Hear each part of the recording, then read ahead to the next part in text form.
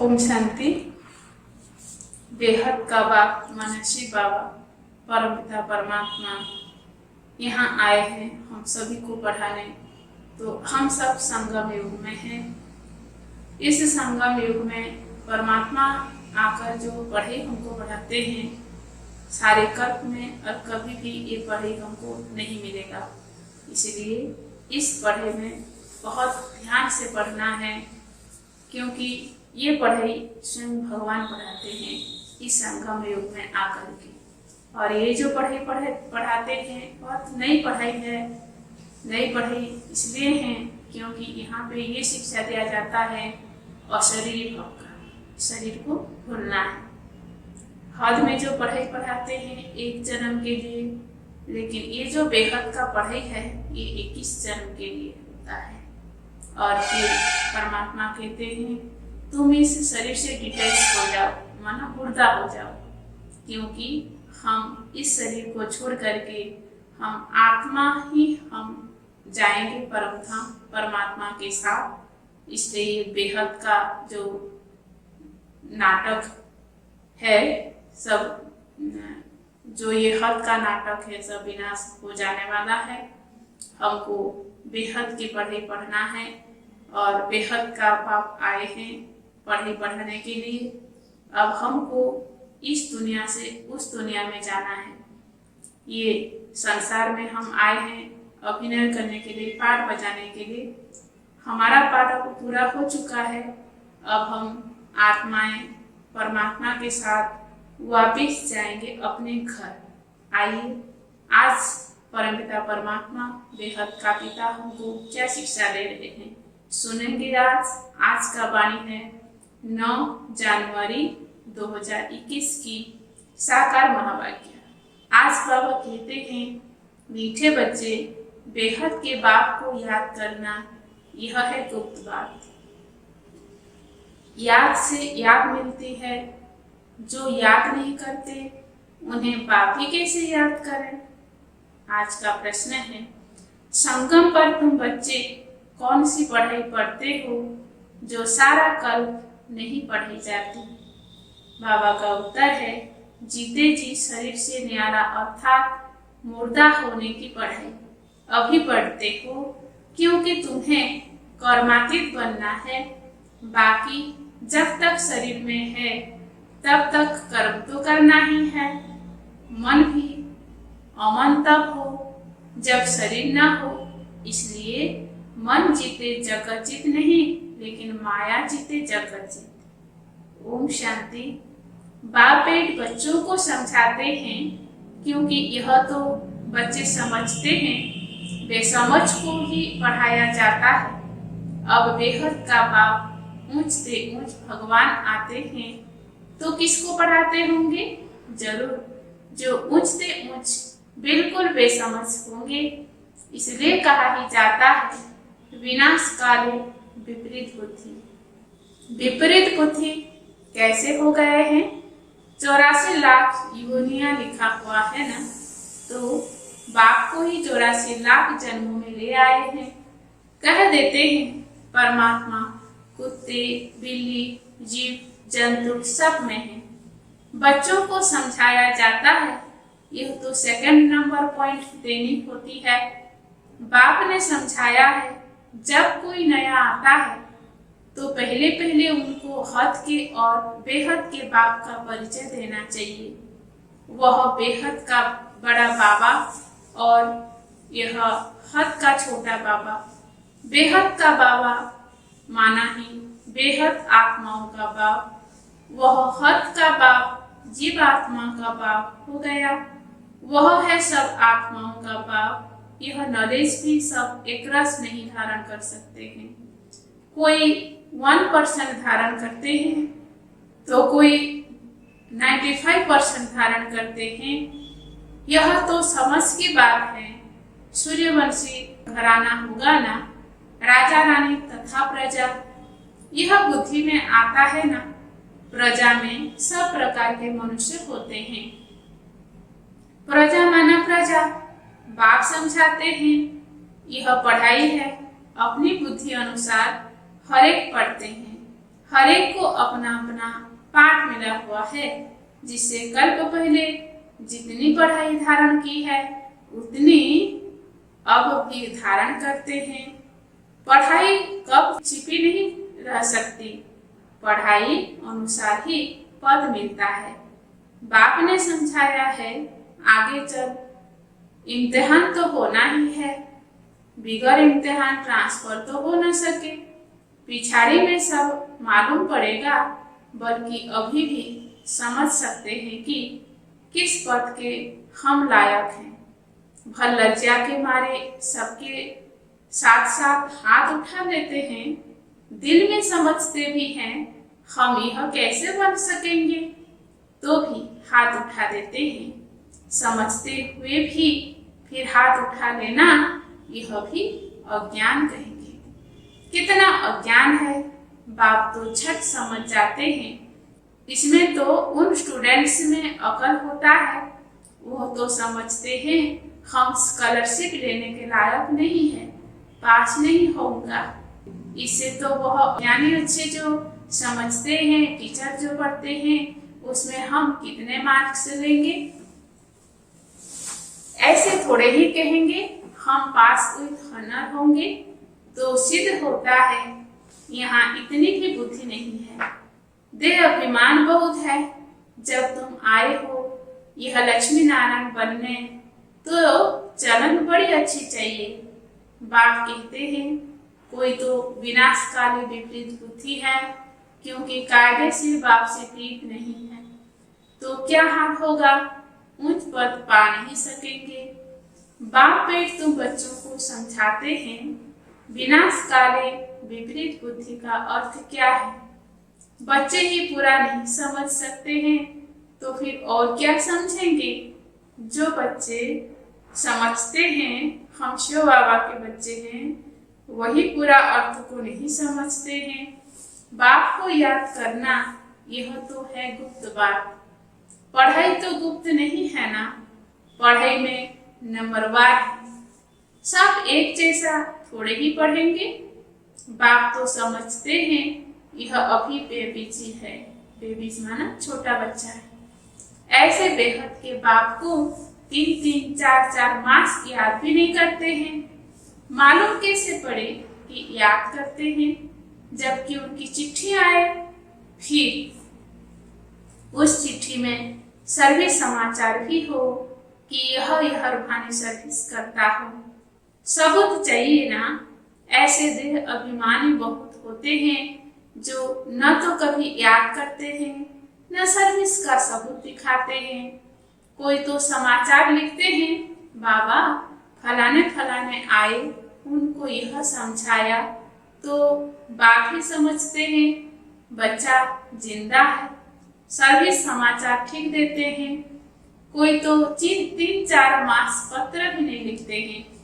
कोई समाचार नहीं तो समझेंगे मर गया, यह बीमारी है। बीमार मनुष्य लिख नहीं सकते हैं।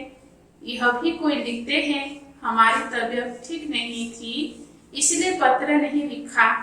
कोई तो समाचार भी नहीं देते, न बीमार है, देह अभिमान है। फिर बाप ही याद किसको करें, याद से याद मिलती है, परंतु देह अभिमान है। बाप आकर समझाते हैं मुझे सर्वव्यापी कह, 84 लाख से भी जास्ती योनियों में ले जाते हैं। मनुष्यों को कहा जाता है पत्थर बुद्धि है, भगवान के लिए तो फिर कह देते पत्थर भीतर के अंदर विराजमान है। तो यह बेहद की गालियां हुई ना। इसलिए बाप कहते हैं मेरे कितने गिलानी करते हैं, अभी तुम तो नंबरवार समझ गए हो। भक्ति मार्ग में गाते भी हैं, आप आएंगे तो हम वारी जाएंगे, आपको वारिस बनाएंगे। यह वारिस बनाते हैं तो कहते हैं पत्थर ठिकर में हो, कितनी ग्लानि करते हैं। तब बाप कहते हैं यदा यदा ही धर्मस्य ग्लानि भवति भारत। अभी तुम बच्चे बाप को जानते हो तो बाप की कितनी महिमा करते हो। कोई महिमा तो क्या, कभी याद कर 2 अक्षर लिखते भी नहीं। देह अभिमानी बन पड़ते हैं। तुम बच्चे समझते हो हमको बाप मिला है, हमारा बाप हमको पढ़ाते हैं। भगवान वाच है ना, मैं तुमको राजयोग सिखाता हूँ। विश्व की राजाई कैसे प्राप्त हो, इसके लिए राजयोग सिखाता हूँ। हम विश्व की बादशाही लेने लिए बेहद के बाप से पढ़ते हैं। यह नशा हो तो अपार खुशी आ जाए। भल गीता भी पढ़ते हैं, परंतु जैसे ऑर्डिनरी किताब पढ़ते हैं। कृष्ण भगवानोवाच राजयोग सिखाता हूँ, बस इतना बुद्धि का योग व खुशी नहीं रहती। गीता पढ़ने व सुनाने वालों में इतनी खुशी नहीं रहती। गीता पढ़कर पूरी की और गया धंधे में। तुमको तो अभी बुद्धि में है, बेहद का बाप हमको पढ़ाते हैं, और कोई की बुद्धि में यह नहीं आएगा कि हमको भगवान पढ़ाते हैं। तो पहले कोई भी आवे तो उनको दो बाप की थ्योरी समझानी है। बोलो भारत स्वर्ग था, तो बोलो भारत स्वर्ग था ना, अभी नर्क है। ऐसे तो कोई कह न सके कि हम सतयुग में भी है, कलयुग में भी है। किसको दुख मिला तो वह नर्क में है, किसको सुख मिला तो स्वर्ग में है। ऐसे बहुत कहते हैं दुखी मनुष्य नर्क में है, हम तो बहुत सुख में बैठे हैं। महल माड़ियां आदि सब कुछ है, बाहर का बहुत सुख देखते हैं ना, बाहर का बहुत सुख देखते हैं ना। यह भी तुम अभी समझते हो। सतयुगी सुख तो यहाँ हो नहीं सकता। ऐसे भी नहीं गोल्डन एज को आयरन एज कहो अथवा आयरन एज को गोल्डन एज कहो, एक ही बात है। ऐसे समझने वाले को भी अज्ञानी कहेंगे। तो पहले बाप की थ्योरी बतानी है। बाप ही अपनी पहचान देते हैं और तो कोई जानते नहीं। कह देते परमात्मा सर्वव्यापी है। अभी तुम चित्र में दिखाते हो आत्मा और परमात्मा का रूप तो एक ही है। वह भी आत्मा है, परंतु उनको परम आत्मा कहा जाता है। बाप एक समझाते हैं मैं कैसे आता हूँ। सभी आत्माएं वहाँ परम धाम में रहती है। यह बातें बाहर वाले तो कोई समझ नहीं सकते। भाषा भी बहुत सहज है। गीता में भी श्री कृष्ण का नाम डाल दिया है। अब कृष्ण तो गीता सुनाते नहीं है, वो तो सबको कह न सके कि मामे कब याद करो। देहधारी की याद से तो पाप करते नहीं है। कृष्ण भगवान वाच देह के सब संबंध त्याग, मामे कब याद करो, परंतु देह के संबंध तो कृष्ण को भी है। और फिर वो तो छोटा सा बच्चा है ना। यह भी कितनी बड़ी भूल है, कितना फर्क पड़ जाता है। एक भूल के कारण परमात्मा तो सर्वव्यापी हो नहीं सकता। जिसके लिए कहते हैं सर्व का सदगति दाता है, तो क्या वह भी सदगति को पाते हैं? परमात्मा कब दुर्गति को पाता है क्या? यह सब विचार सागर मंथन करने की बातें हैं, टाइम वेस्ट करने की बात नहीं है। मनुष्य तो कह देते हैं कि हमको फुर्सत नहीं है। तुम समझाते हो कि आकर कोर्स लो, तो कहते हैं फुर्सत नहीं। 2 दिन आएंगे फिर 4 दिन नहीं आएंगे, 4 दिन आएंगे फिर 10 दिन नहीं आएंगे। पढ़ेंगे नहीं तो यह लक्ष्मी नारायण कैसे बन सकेंगे? माया का किताब कितना फोर्स है। बाप समझाते हैं जो सेकंड जो लिमिट पास होता है वह हूबहू रिपीट होता है। अनगिनत बार रिपीट होते रहेंगे। अभी तो बाप द्वारा सुन रहे हो। बाबा तो जन्म मरण में आते नहीं, भेंट की जाती है। पूरा जन्म मरण में कौन आता है और न आने वाला कौन? सिर्फ एक ही बाप है जो जन्म मरण में नहीं आता है, बाकी तो सब आते हैं। इसलिए चित्र भी दिखाए हैं। ब्रह्मा और विष्णु दोनों जन्म मरण में आते हैं। ब्रह्मा सो विष्णु, विष्णु सो ब्रह्मा पाठ में आते जाते हैं, एंड हो न सके। यह चित्र फिर भी आकर सब देखेंगे और समझेंगे। बहुत सहज समझ की बात है। फिर हम सो क्षत्रिय वैश्य शूद्र बनेंगे, फिर बाप आएंगे तो हम सब ब्राह्मण बन जाएंगे। यह याद करो तो भी स्वदर्शन चक्रधारी ठहरे। बहुत हैं जिनको याद रहती नहीं, तुम ब्राह्मण ही स्वदर्शन चक्रधारी बनते हो, देवताएं नहीं बनते हैं। यह नॉलेज की चक्र कैसे फिरता है। इस नॉलेज को पाने से यह देवता बने हैं। वास्तव में कोई भी मनुष्य स्वदर्शन चक्रधारी कहलाने के लायक नहीं है। मनुष्यों की सृष्टि मृत्यु लोक ही अलग है। जैसे भारतवासियों की रस्म रिवाज अलग है, सबका अलग अलग होता है। देवताओं की रस्म रिवाज अलग है, मृत्यु लोक के मनुष्यों की रस्म रिवाज अलग है। रात दिन का फर्क है, इसलिए सब कहते हैं हम पतित हैं। हे भगवान, हम सब पतित दुनिया के रहने वालों को पावन बनाओ। तुम्हारी बुद्धि में है पावन दुनिया आज से 5000 वर्ष पहले थी, जिसको सतयुग कहा जाता है, त्रेता को नहीं कहेंगे।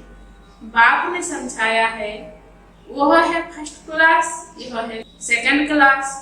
तो एक एक बात अच्छी रीति धारण करनी चाहिए। जो कोई भी आए तो सुनकर वंडर खावे।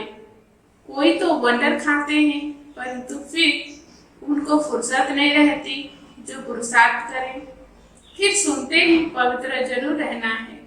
यह काम विकार ही है जो मनुष्यों को पतित बनाता है। उसको जीतने से ही तुम जगत जीत बनेंगे। बाप ने कहा भी है, काम विकार जीत जगत जीत बनो। मनुष्य फिर कह देते, मन जीते जगत जीत बनो, मन को वश में करो।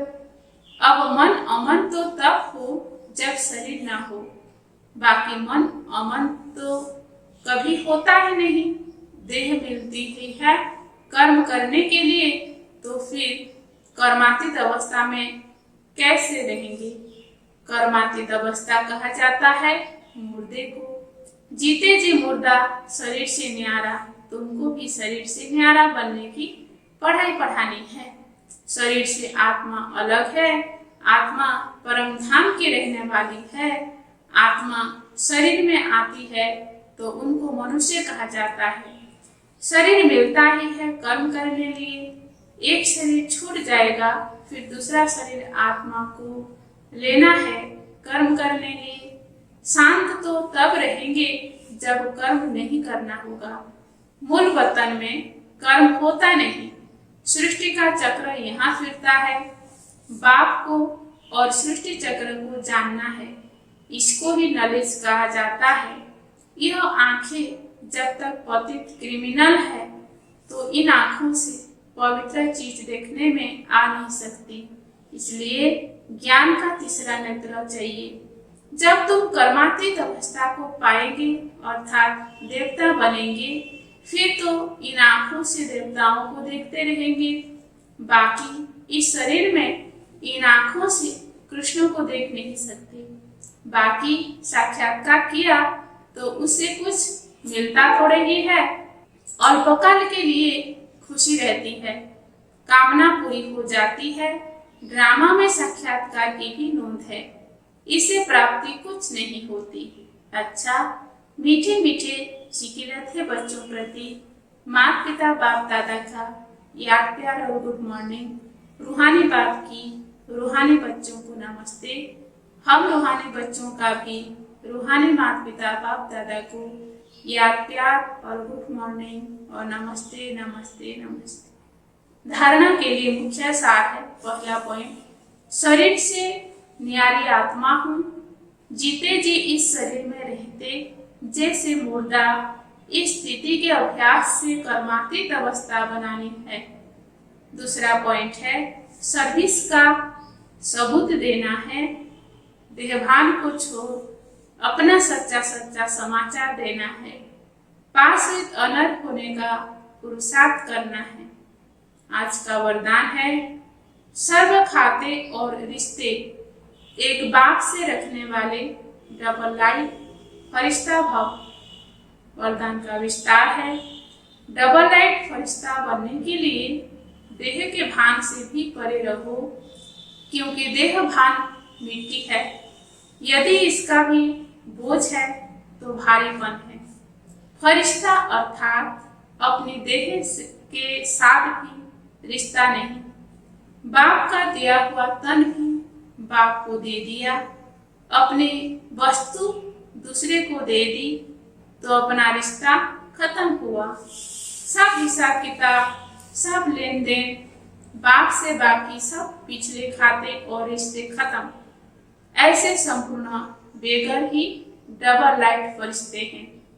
स्लोगन है, अपनी विशेषताओं को प्रयोग में लाओ तो हर कदम में प्रगति का अनुभव करेंगे। अच्छा, ओम शांति।